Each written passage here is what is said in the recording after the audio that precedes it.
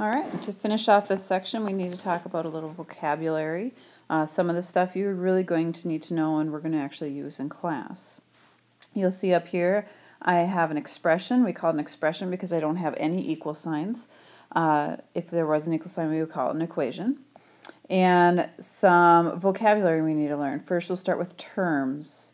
When we're talking about terms in math, we're talking about the pieces that are separated by the plus and minus. Plus and minus are considered operations. And so 3x here is considered a term, 7 is a term, 5x is a term, and 6 is a term. If we look at algebra blocks, right here we would take out 3x's. We would take out 7 greens. We would take out 5 x's and 6 greens. These are terms. So terms, if you're taking notes, terms are separated by plus and minus.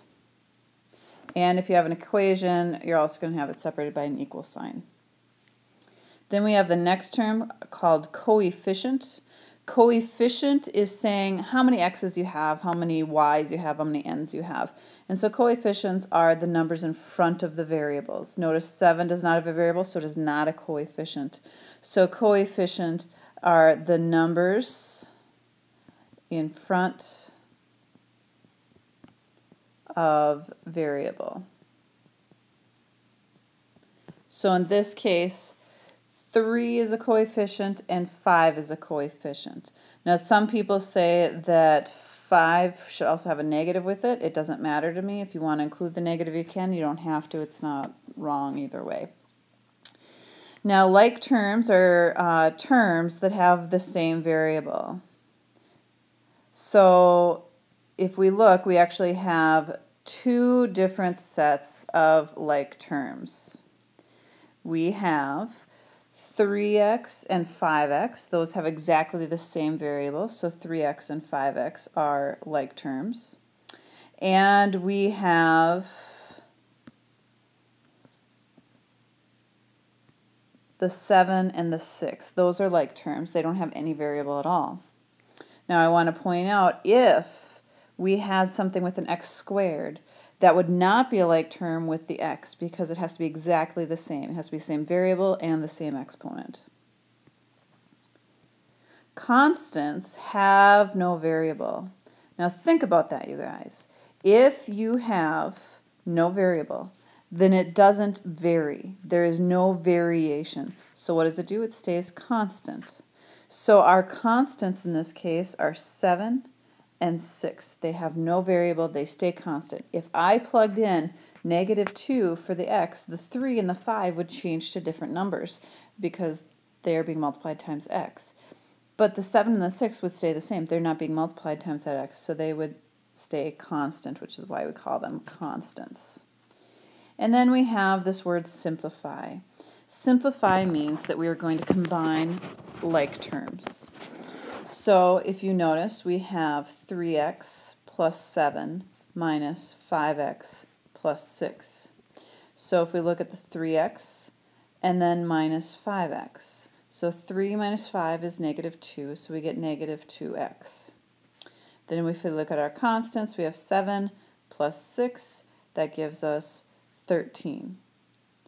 I cannot do any more because if we think about the algebra blocks, this would be 2 yellow ones and 13 green ones. We can't combine them, so this is our answer, -2x plus 13. So if we look down here, combining some more like terms, in the first one we have 10y plus 15y. They're both y's. We can combine them. We get 25y. On this next one, we have 6m squared minus 12m minus 7m squared. We cannot combine the 6m squared and the 12m because this is an m squared and this is m. They're very different things. If we were looking at algebra blocks, this m squared would be a block exactly m by m. This m right here would be a block that is m long and 1 wide. So they look very different. They are different things. So when we're looking at combining, we have to be exactly the same. 6m squared, I can combine that with the 7m squared. And so we have 6m squared minus 7m squared. That gives me -1m squared. The negative 12m, there is nothing else, so we just write minus 12m. And once again, we cannot combine the m squared and the m, so this is my answer, negative 1m squared minus 12m. Or some of you like to write without the 1, so we can have negative m squared minus 12m. And last but not least is this one with the parentheses. I know it looks fun. Now, PEMDAS says I need to combine what's inside the parentheses, but I don't know what x is, so I can't combine those. So instead, we're going to do our distribution. So we take the 3 times the x, and we get 3x. And we take 3 times negative 2, and I get minus 6. I have to do the same thing with the 5, but be careful because this minus sign is a part of it. That minus sign also needs to be distributed. So we take negative 5 times x, and I get minus 5x. And then I take negative 5 times negative 8, and I get plus 40. And then I take this a step further and add like terms. So we have, if I look, 3x minus 5x. So I have negative 2x. And then if I look at the constants, I've got negative 6 plus 40, which gives me, I don't know, what is that, 34.